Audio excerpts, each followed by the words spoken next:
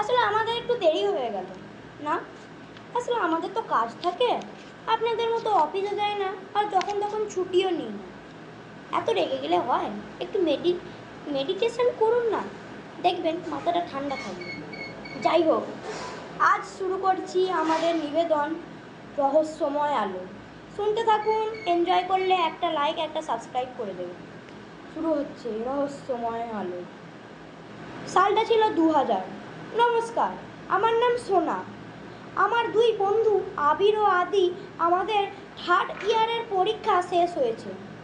আমি ইতিহাস পড়তে ভালোবাসি ও ভালো পড়িও। আমার ইতিহাস জানতে ভালোও লাগে। আবির হলো সিম্বলার, অর্থাৎ যে পুরনো দিনের চিহ্ন নিয়ে পড়াশোনা করে এবং কত বছর পুরনো তা বের করে এবং ওর মানে কি তাও বের করে। এবং আদি ল্যাঙ্গুয়েজার, যে পুরনো দিনের সব ভালো ভাষা নিয়ে যে গবেষণা করে, পড়াশোনা করে ও তার মানে উদ্ধার করে। আজ সকালে একটা টেলিফোন পেলাম আমরা। একজন লোক, নাম ভাদুরী রায়, তার বাড়ির একটা ঘর থেকে মাটির তলায় থেকে কিছুটা চকচক করছে। আলো অনেক তীব্র। তার বাড়ির ভেতরে ভেতডাঙা। তিনি ছিলেন জমিদার বংশের। বাপ ঠাকুরদা যা ধন সম্পদ রেখে গেছে তাতে সারা জীবন চলে যাবে। টেলিফোনটা প্রথম আবির পেল। কাল সকালে আমরা 3 মূর্তি রওনা দেবো। সকালে জলখাবার সেরে আমরা বেরিয়ে পড়লাম। বাড়ি পৌঁছে দেখলাম বাড়িটা বেশ পুরনো। ভাদুরীবাবুর বয়স প্রায় 50 বছর। আমরা যাবার সঙ্গে সঙ্গী সেই ভাদুরীবাবু বললেন, আসুন বাবুরা, ভেতরে আসুন। তারপর ভাদুরীবাবু আমাদের থাকার জন্য একটা ঘর দেখিয়ে দিলেন। ভেতরে 3টে সিঙ্গেল বেড, একটা আলমারি। ভাদুরীবাবু এসে আসুন বাবুরা, আপনাদের খাবার তৈরি, খেয়ে নিন। আমরা খাওয়ার সব শেষে একবার ওই ঘরে গেলাম। দেখলাম যে একটা হলুদ আলো। তারপর যে এসে গভীর চিন্তায় পড়ে গেলাম। তারপর একবার ভাদুরী মশাইকে জিজ্ঞাসাবাদ করতে ডাকলাম। অনেক জিজ্ঞাসাবাদ করার পর শেষে আমি যখন জিজ্ঞাসা করলাম, আপনারা রাজপরিবারের কি না, তখন যেমন বারবার হাওয়াটা ভারী হয়ে উঠত। যাওয়ার সময় ভাদুরীবাবু বললেন যে, বাবুরা, এ ঘরটার পাশের ঘরটা অভিশপ্ত, ওইখানে আমাদের পরিবারের কথা ভুলেও বলবেন না। তিনি চলে গেলেন। তারপর আমরা ঘুমিয়ে পড়লাম। সেদিন রাতে আমরা 3 জন ভাদুরীবাবুর দাদুর স্বপ্ন দেখলাম। দেখে উঠেই পড়লাম। তারপর আমাদের ল্যাঙ্গুয়েজার যার আদি বলল যে, দাদু বলছিল তোমাদের ঘরের মধ্যে 2 জনকে নেব, তোমাদের দেব। হা হা হা হা হা হা হা। বলতে না বলতেই ভাদুরীবাবু এসে বললেন, বাবু বাবু, ওই 2 জন লেবারটা মারা গেছে, ওদের ঘর থেকে টেলিফোন এলো। আমরা চমকে গেলাম। তারপর ভাদুরীবাবুকে শান্ত করে তার ঘরে পাঠালাম।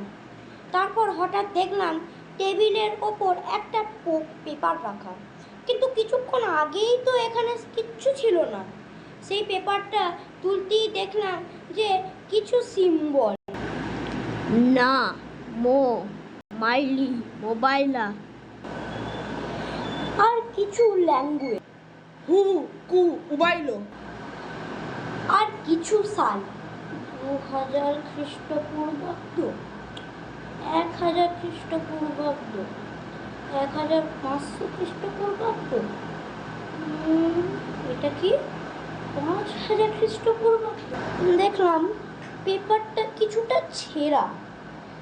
আবির আমাদের সেই সিম্বলের মানে বুঝিয়ে দিল যে সেখানে একটা তান্ত্রিক, সম্ভবত ভাদুরী বাবুর দাদুর বাবা, আগে সেই ঘরে সাধনা করতব। এ মা, এমন ছেঁড়া কেন? কে ছিঁড়েছে এইটা? তারপর আদি ভাষার মানেটা বুঝিয়ে দিল যে লেখা আছে ওখানে সব মহিলা ও শিশুকে বলি, এবার কি হবে? পেপারটা তো ছেঁড়া। তারপর আমি বললাম যে এইখানে লেখা আছে তোমরা সবাই মরবে, কেউ বাঁচবে না।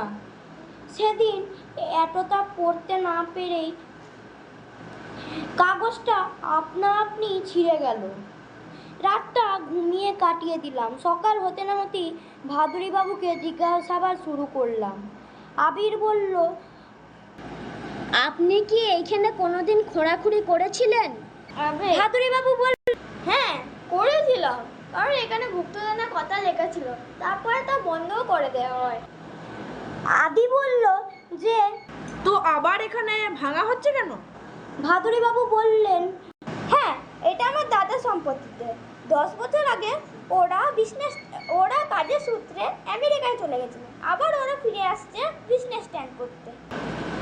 এতটা শুনে আমরা আবার ওই ঘরে গেলাম। এবার আবির একটা চকচকে পাথর বের করে ফেললো ওই জায়গা থেকে। তারপর সেটা ছুঁড়ে মারলো দেওয়ালে। পাথরটা ভেঙে গুঁড়ো গুঁড়ো হয়ে গেল। সেদিন আর কিছু হলো না। তার পরের দিন রাত্রে আমরা শুয়ে আছি, হঠাৎ দেখি আবির উঠে চলতে শুরু করলো। সে ওই অভিশপ্ত ঘরটার ভিতরে ঢুকলো গেল। আমরা একটু দূর থেকে সব দেখছিলাম। হঠাৎ দেখি সে কিছু একটা তুলে বিড়বিড় করছে। অবশ্য ল্যাঙ্গুয়েজ আর আদির মুখ দেখে বুঝলাম সে তা বুঝতে পেরেছে। হঠাৎ আবির ফিরে আসতে লাগলো। আমরাও তাড়াতাড়ি গিয়ে বিছানায় শুয়ে পড়লাম। সকালে আবিরকে বলল, তুই জানিস তো তুই কি বলছিলি কালকে রাত্রে? আবির বলছিল, কই কিছু বলিনি তো। আদি বলল, তুই কাল রাত্রে বলছিলিস ভাদুরী আমি তোকে ছাড়বো না। যাই হোক করে দণ্ডের মধ্যে সেই দিনটা কেটে গেল। রাত্রে সবাই বসে ভাবছি। হঠাৎ আবির একটা গর্জন করতে লাগলো।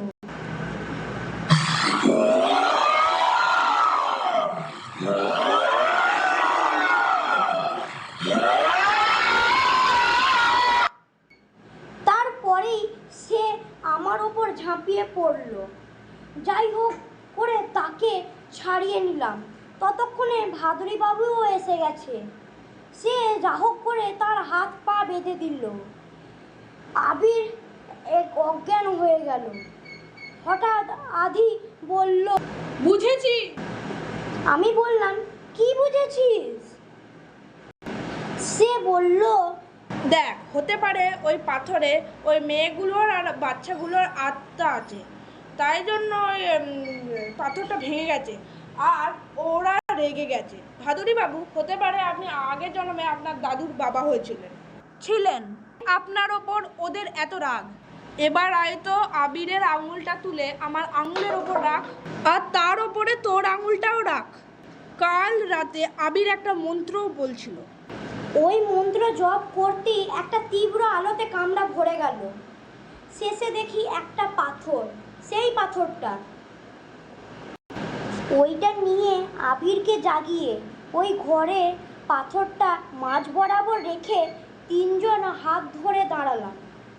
কিছুক্ষণ পরেই সেখানে আগুন জ্বলে উঠল ও একটা আওয়াজ এলো, ধন্যবাদ আমাকে ওই পাথরটা দেওয়ার জন্য, এবার আমি মুক্ত।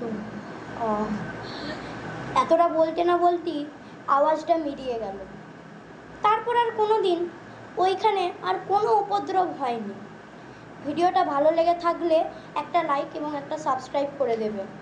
গল্প ন্যারেটে আমি অঙ্কুশ, ভাদুরীবাবুর গলায় প্রসম মুখার্জি এবং আদির গলায় ওম, আর হচ্ছে আমাদের আবিরের গলায় ট্যাডো। ধন্যবাদ। ততদিন পর্যন্ত সুস্থ থাকবেন ও জীবিত থাকবেন। চললাম।